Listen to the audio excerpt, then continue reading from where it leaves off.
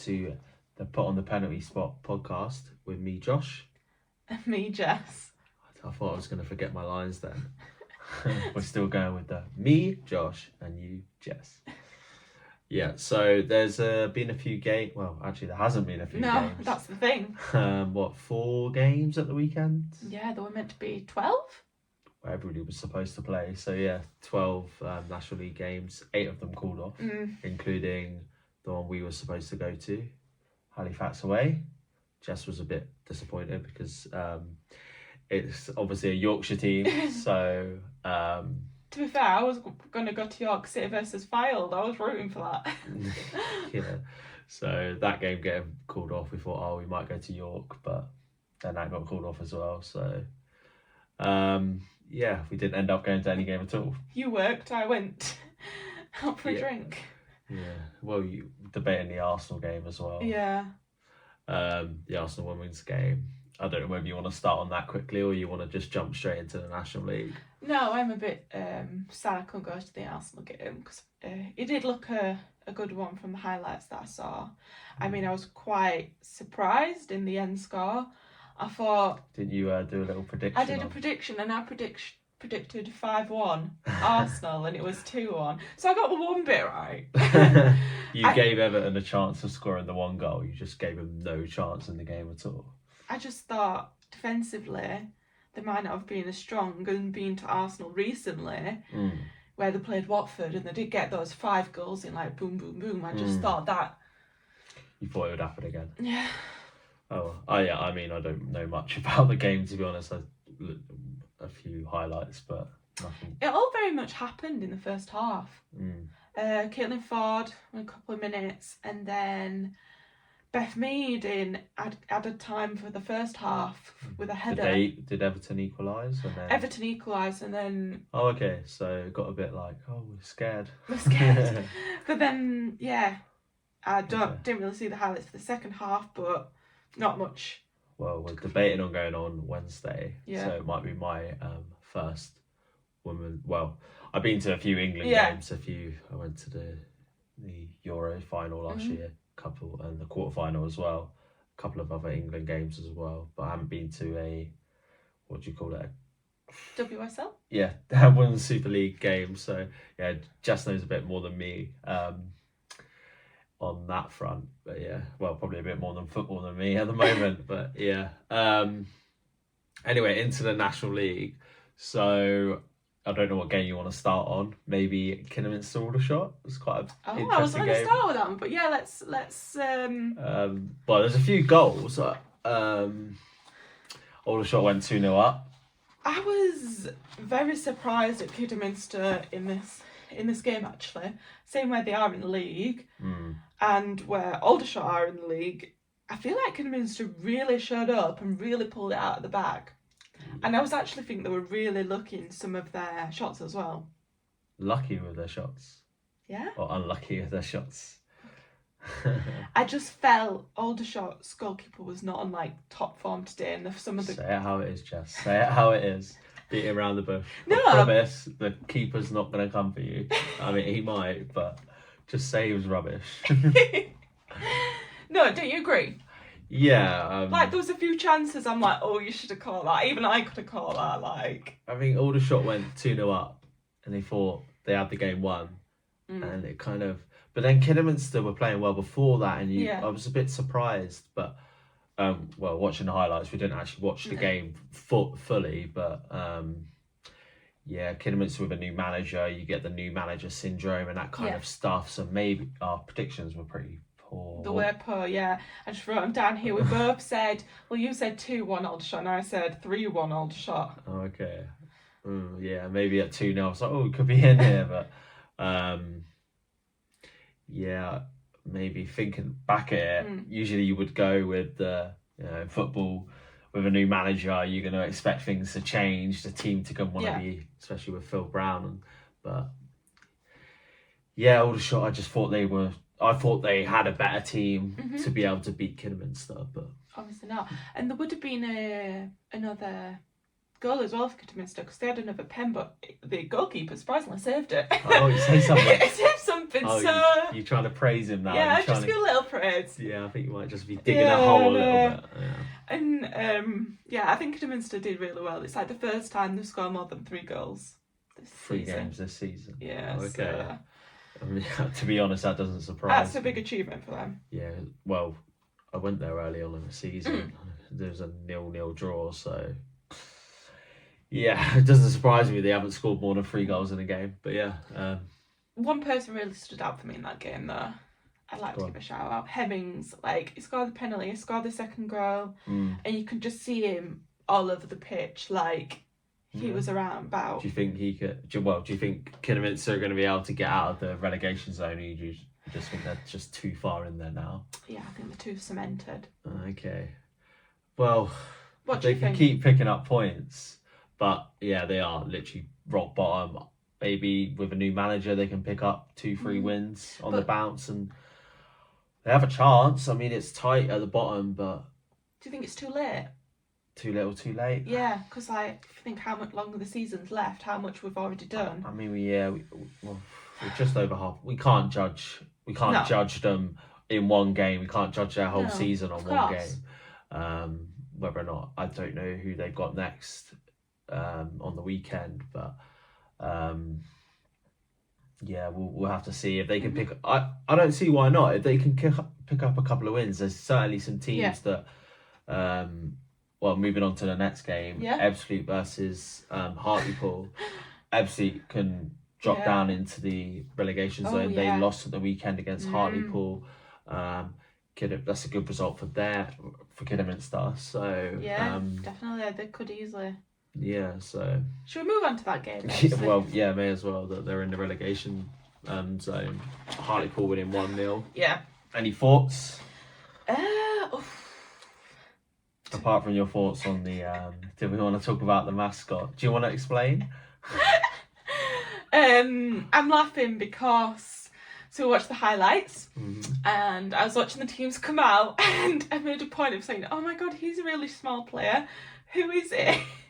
And I started Googling who the player was, and Josh turned and looked at me and just disgrace on his face of, that's the mascot, Jess. The little kid was about 4. But there wasn't a mascot for the... To be fair, he did have a number and a name on the back. Exactly. So to me, I thought... Oh, he's really small. A really young player. Yeah, so that got to be a little bit... That was probably the highlight of the highlights, to be honest. I feel there was a couple of fouls in that game, though. Questionable cards... that weren't given. Oh, I did see. Was it a dive? Yes. And it was just more like a push. And then earlier on in the game, there were a couple of fouls, and I'm like, it's a bit questionable. But I think certainly the refs in these leagues want to be shown to be doing something, and if you're booking someone for diving, that's quite a statement, you know. And definitely in the game, but. I could tell by the commentators' kind of frustration. They were Ebbsfleet commentators. You can tell by their frustration of some of the decisions, especially with one. They zoomed in on what I assume they thought was a penalty. I think he won the ball. I don't know what you thought. Yeah. Whether did he win the ball? I thought he won the ball. Yeah. It looked like he had. They just zoomed in. It was very close. Yeah. Oh, I think that might be a penalty. It was not. In my opinion, it didn't. It looked like he'd won the ball. Yeah, but a couple of decisions went against, but I don't think there was anything major that kind of defined the game. I think it could have been a draw. It was one class act from either team wins the game. I have a few thoughts there in that. I'm going to call the goalkeeper out again, but for a positive note, I think Hartlepool's goalkeeper played so well. Like, there was a few times, particularly in the first half, where I thought Ebbsfleet were the stronger team. Yeah. And he definitely saved the shots there, and I think he kept it from them not conceding, basically. Okay, so I don't know do you know who got man of the match in that one, or no, are you just going to give it to the keeper? But Dixon, that's why I just had to check then. Dixon, he definitely. Okay. For me. I know Ebbsfleet had a few shots, a few chances. They seem to want to play a lot through McQueen on the right side. But then on the other, Hartlepool's side, they wanted to play a lot through Mancini. Which obviously paid off though. Well, yeah. We can't take away from that finish. The ball moved in the air, crossbar and in. There's nothing the keeper can do, nothing Cousins can do. So,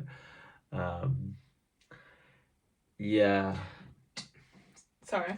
We had to pause then. Do you think Hartlepool's bouncing back now though? Because they've had a bit of unsettling times recently. Like they've had the caretaker manager in, now they've got confirmation of a permanent manager. Do you think now this could be like a turning point for them? Well, it's the same as Kidderminster. Yeah. So Hartlepool's got a new manager in. I mean, he wasn't in charge on the. But they probably haven't known that security. But well, they want to play for the manager, don't they? I want to be in the team, so they're going to want to play. No, I really liked Lenny. Yeah, me too. Yeah, he didn't get great results, but I quite liked him. So, but good result for Hartlepool. Yeah, maybe they can push on now, whether or not they're too far away from a playoff position. But I could see them getting a top half. Yeah, a top half place. Continuing to next season. So, but a bit uncertain for Ebbsfleet now, I'd say. Yeah, I think they're definitely in the relegate. It was kind of. Are they top of the relegation 4? Yeah, I think they're in 21. The 21st. Sorry, 21st. Yeah. 21st, 21st. The 21st. I've wrote it down 21st. Okay. I don't see them getting out of it. I can see them dropping again. Back down again, up down, up down. I think maybe they'll be one of them teams that's going to keep doing that. So, sorry, putting in. I have a thought that if Ebbsfleet keep playing how they're playing, if Kidderminster played how they played on Saturday, I could potentially see them switching places. But then, even if they switch places, they're both, for sure. Whether or not it would be good to see whether they got each other in the next couple of weeks or so. It seems to work out in that way that they play each other when they're in good form, and it's like the league is kind of fixed to play certain teams at like the best times. Yeah. But if Kidderminster keep playing like how they did against Aldershot, have shown spirit to fight back.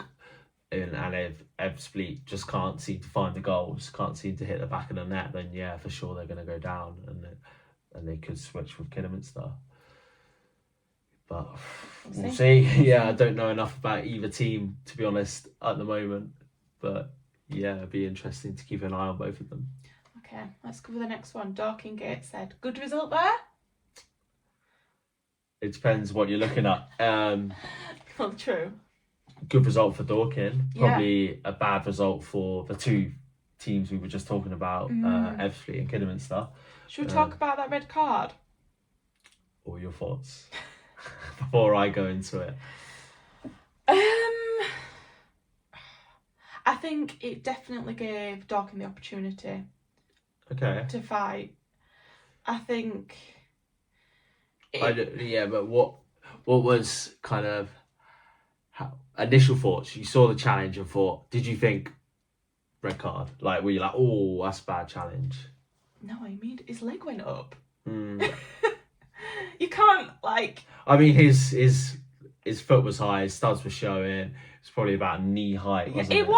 It was like kicking high. Yeah. So I immediately... I mean, I did have to play it a few times, but once I saw the angle, I was like, oh yeah, I shouldn't have done that. Yeah, I think it's a bit silly. So early on in the game as well. It wasn't long in the game that it happened. It was a bit, I think if Dorking won the ball there, they might have been on the counter attack, but there's defenders there, and it just felt a bit silly to, whether or not it's a stone wall red, I don't think so. It's one of them which is probably between a yellow and a red. It can go either way, 50-50, but I would say, but Dorking up to that point, I think we're playing well. Yeah. So kind of ruined the game a little bit, I think. Okay. Probably made it a bit uneasy because normally what happens when a team gets a red, you know that they get more passion to fight on, prove themselves. Well, you were saying about the other centre half being, was it the number 6 you mentioned for Gateshead? Oh God, I can't remember Anyway, yes, I did number 6. Yeah, the other centre half, he kind of.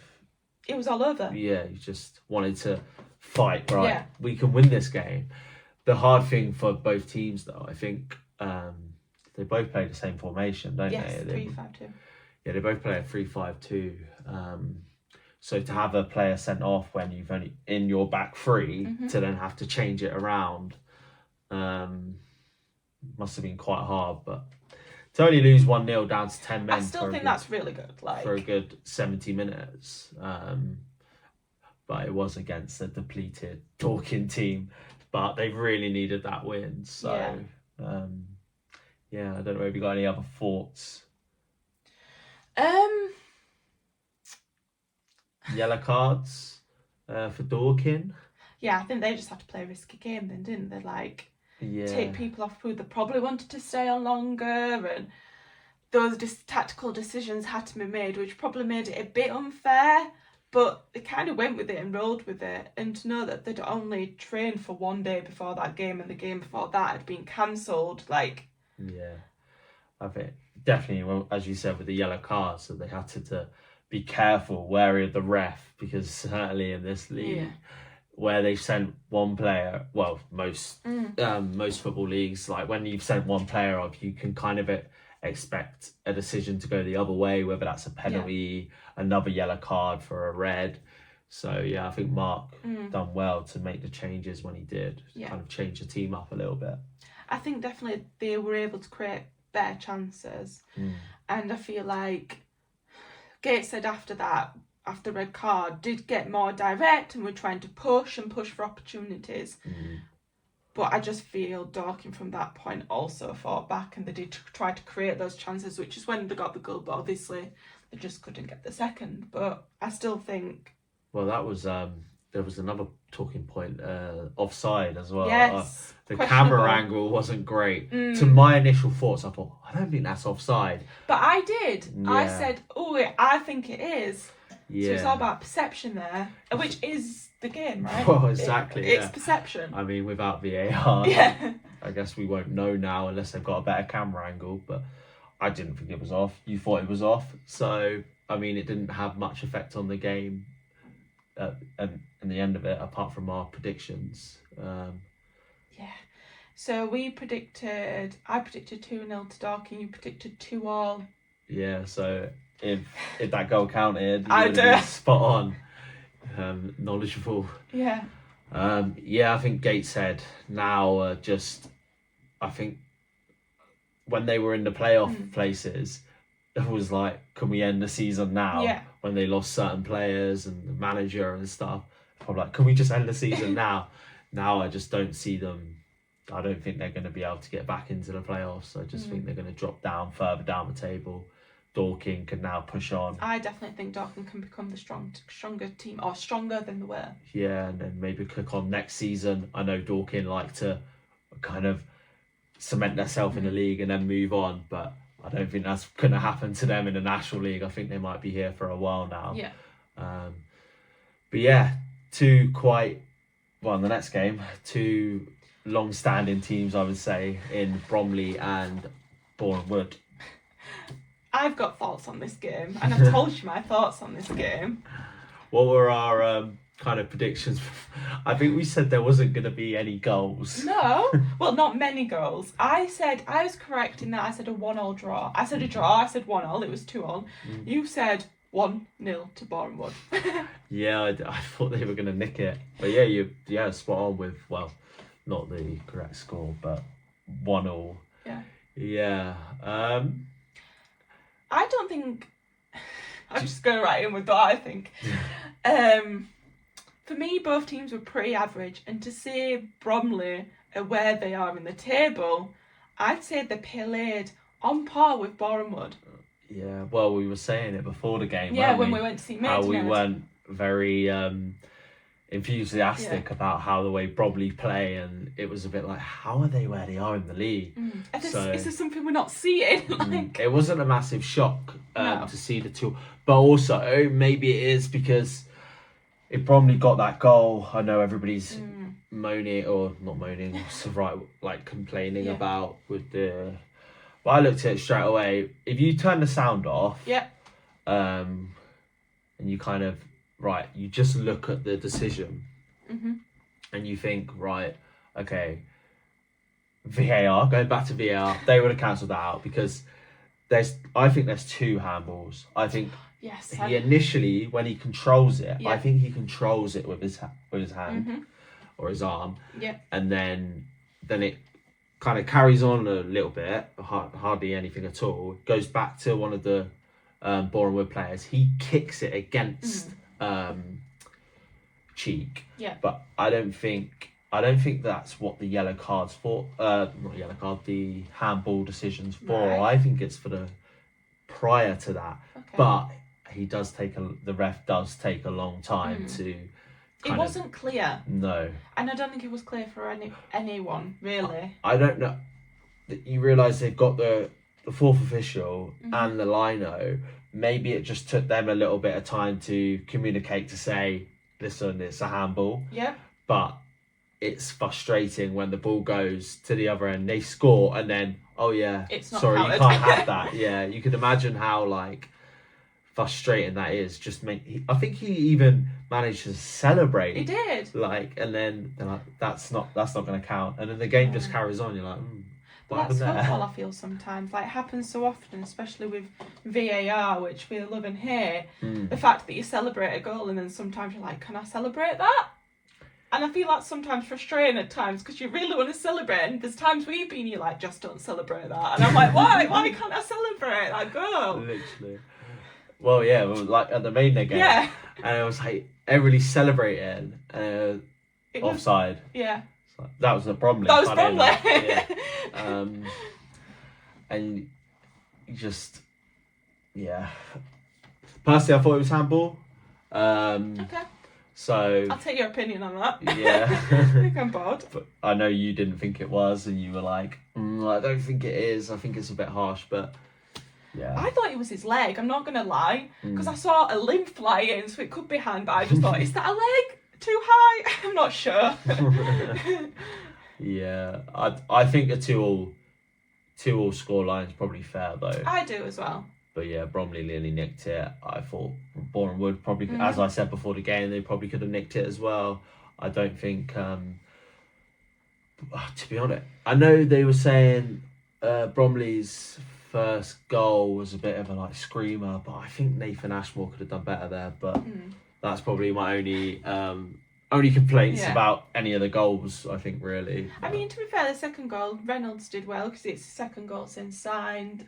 From a few yards from the goal, that went in nice and clean. I thought that was great, but then, I don't think for Bromley's side they had a very tight defence. It was a bit all over the shop. And quite surprising. There was no pressure to keep that.